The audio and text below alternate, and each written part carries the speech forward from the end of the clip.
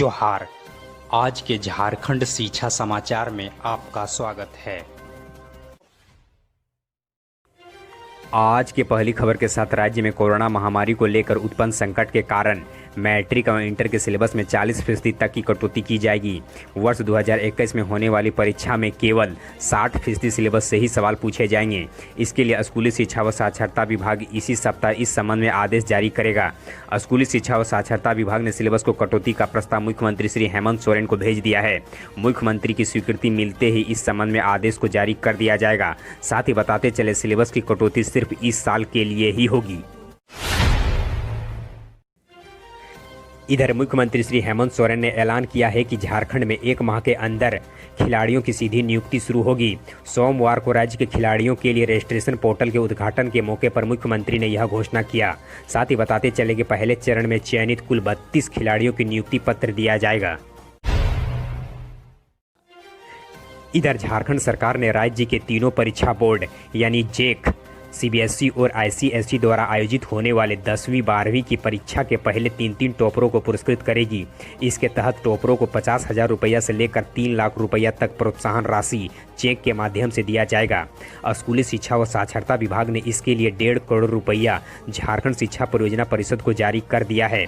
झारखंड स्थापना दिवस के अवसर पर यानी 15 नवंबर को टॉपरों को प्रोत्साहन राशि मिल सकेगी। तीनों बोर्ड के 10वीं परीक्षा के पहले टॉपर को 1 लाख रुपया दिया जाएगा।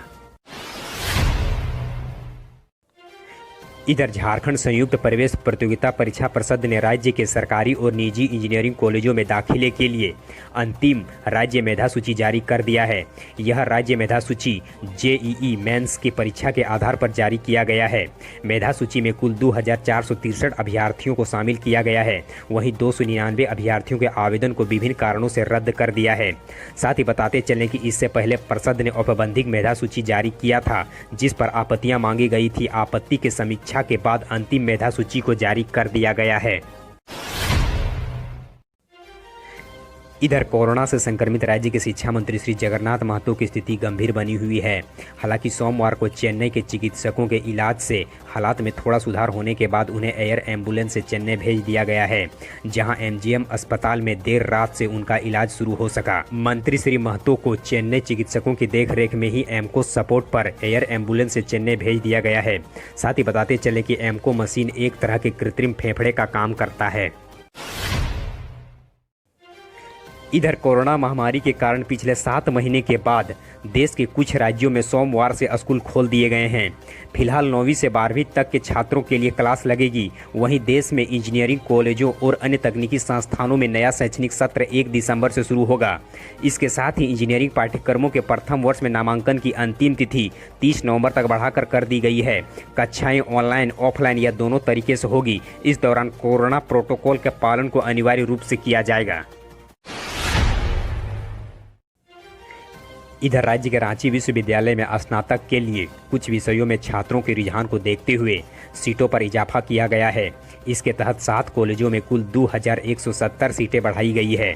इस संबंध में सोमवार को अधिसूचना भी जारी कर दी गई है। सोमवार को कुलपति डॉक्टर रमेश कुमार पांडे ने प्राचार्यों के साथ वीडियो कॉन्फ्रेंसिंग से बैठक कर स्नातक के नामांकन के बारे में समीक्षा भी किया।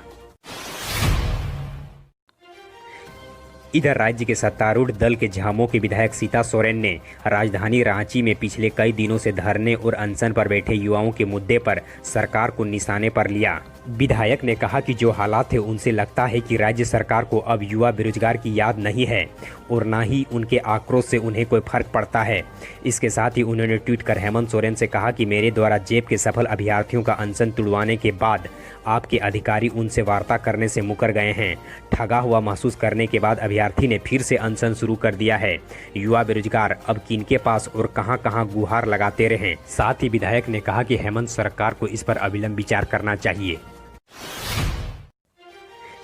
इधर झारखंड के 3 मेडिकल कॉलेजों में नए सत्र 2020-21 में नामांकन नहीं होगा।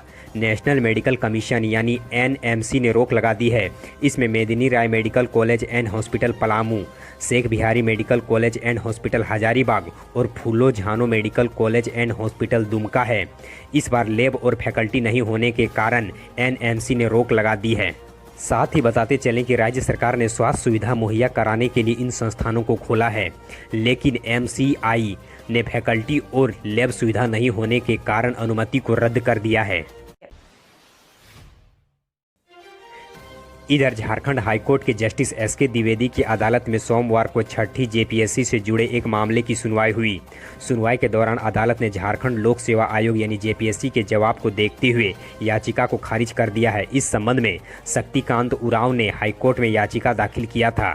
सुनवाई के दौरान प्रार्थी ने कहा कि उन्होंने छठी जेपीएससी के मुख्य परीक्षा पास की है और अनुसूचित जाति से आते हैं, लेकिन आयोग ने उनका चयन नहीं किया है। अदालत ने जेपीएससी के पक्ष को सही मानते हुए प्रार्थी की याचिका को खारिज कर दिया है। इधर राज्य में शिक्षक पद पर बहाली के मांग को लेकर पिछले 13 दिनों से जेटेट पास अभ्यर्थियों के अनिश्चितकालीन आमरण अनशन जारी है। इधर विधायक अंबा प्रसाद ने अनशन स्थल पर आकर अभ्यर्थियों से बातचीत की। साथ ही उन्होंने कहा कि सरकार के तरफ से जेटेट पास अभ्यर्थियों के मांग को लेकर एक समिति बनाई गई है, जिसमें वह भी सदस्य हैं। उन्होंने अभ्यर्थियों के मांगों से संबंधित सभी दस्तावेजों को लेते हुए कहा कि आपकी मांगें जायज़ है।